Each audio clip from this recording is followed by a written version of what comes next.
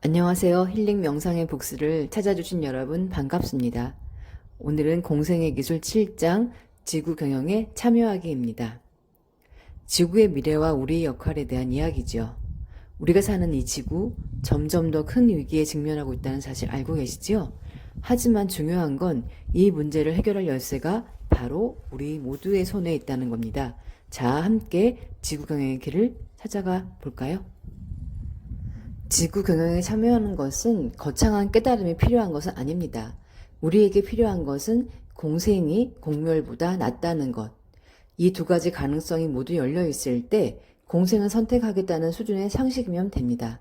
인류의 미래가 그 어느 누구도 아닌 바로 자신의 선택이고 책임이라는 것을 받아들이고 희망을 선택하는 마음입니다.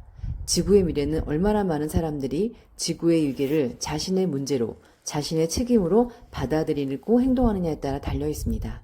개인의 선택이 세상을 바꾼다. 여러분, 내가 뭘 한다고 세상이 바뀌겠어? 라고 생각한 적 있으신가요? 그런데요, 실제로 작은 선택이 세상을 크게 바꾼 사례들이 많아요. 미국의 월마트, 한때는 평범한 대형마트였지만 소비자들의 선택 덕분에 단 2년 만에 유기농 식품 최대 판매자가 됐습니다. 이건 단순히 월마트가 결정을 해서 잘한 게 아닙니다. 소비자 하나하나의 선택이 만들어낸 결과였어요. 생각해보세요. 우리가 할 수 있는 일이 얼마나 많을지요. 지속 가능한 풍요로운 삶은 가능하다. 지금 전 세계에서 생산되는 음식의 3분의 1이 버려지고 있다는 거 알고 계셨나요? 한쪽에서는 음식이 넘쳐나서 쓰레기가 되는데 다른 한쪽에서는 8억 명이 굶주리고 있어요. 이런 불균형을 해결하는 데 중요한 건 낭비를 줄이는 겁니다. 단순히 환경을 보호하는 것뿐만 아니라 경제적으로도 큰 도움이 될 수 있어요. 작은 변화부터 시작해 볼까요? 음식물 쓰레기 줄이기, 꼭 필요한 것만 사기 같은 작은 실천들이죠. 홍익 정신에서 공생을 배우다.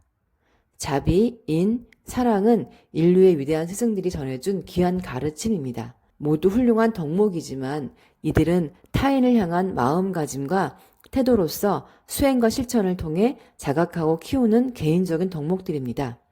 한국의 전통 철학 중에 홍익이라는 말이 있어요.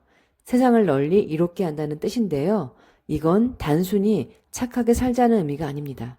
홍익은 우리가 가진 재능과 자원을 활용해 주변을 돕고 세상을 바꾸려는 메시지를 담고 있습니다. 작은 도움이라도 모이면 큰 변화가 된다는 거 잊지 말아주세요.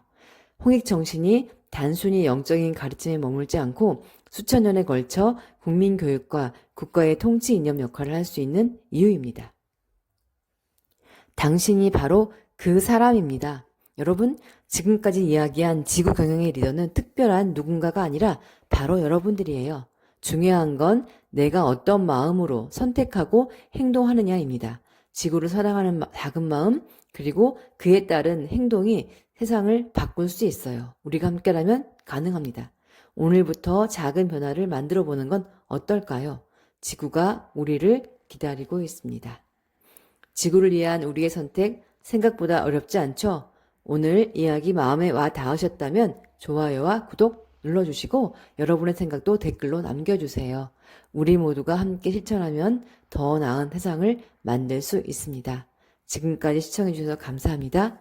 다음 영상에서 뵙겠습니다.